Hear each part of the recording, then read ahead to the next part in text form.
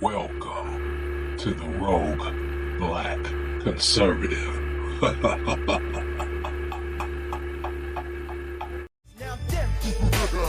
It's just like Supreme Court's expected to release a ruling this morning that could come at any moment. And they could include a major decision on the 2024 presidential election. We have a live look for you this morning outside the Supreme Court. The High Court has not said whether former President Donald Trump can be kicked off of Colorado's ballot. And here we are. The fate of the planet is in the hands of a bunch of retards I wouldn't trust with a potato gun. Colorado State Supreme Court disqualified him for his efforts to overturn the 2020 election. Let's get right to Ron. He's got more on this. We believe we may get started here on some new information having to do with this very story. Hey, Ron. Monitoring, and the alert is, as expected, that the Supreme Court has put Donald Trump back on the ballot.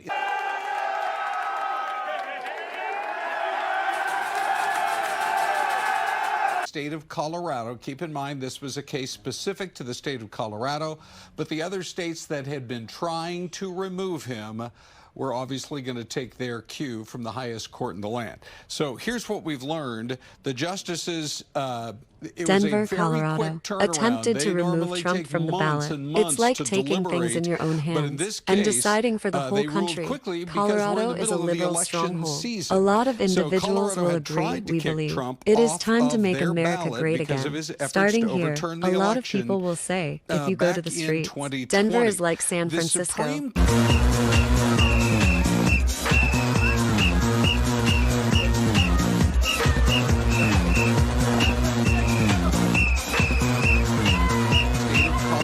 Keep in mind this was a case specific to the state of Colorado, but the other states that had been trying to remove him were obviously going to take their cue from the highest court in the land. So here's what we've learned. The justices, it was a very quick turnaround. They normally take months and months to deliberate, but in this case, they ruled quickly because we're in the middle of the election season.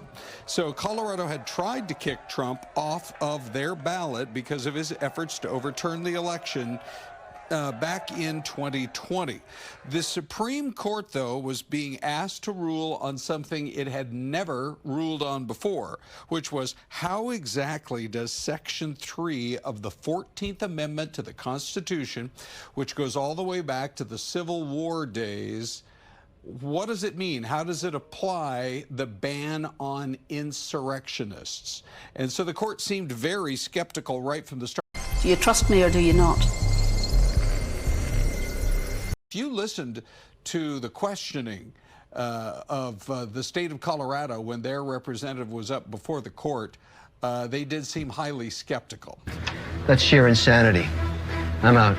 So the court has now issued its ruling that will end Colorado's effort to keep him off the ballot. Oh, you're going the right way for a smack bottom, and I don't care who knows it. You know, when the Supreme Court, the highest court in the land, issues a ruling as specific as this, that probably puts an end to that effort. Not a surprise. It would have been a shocker. Oh my God, ladies and gentlemen, this is amazing. Politically and legally, if it had gone the other way, but it's a big legal win for Donald Trump and his team today. Guys. So much for presidential preference or primary, because it looks like Donald Trump pretty much has that wrapped up at this point. But it would have had huge implications, right, for the general election. I mean, if you lose Illinois or Colorado, those are a lot of electors. So it's a moot point now. Yeah, Colorado might be considered more of a swing state. Illinois is quite blue. The state of Maine has been trending blue, but then they split their electoral college votes by congressional district there. So it's a little bit different. As close as this election might be, even one electoral college vote could potentially make the difference. Thank you, Ron. Thank you, Ron.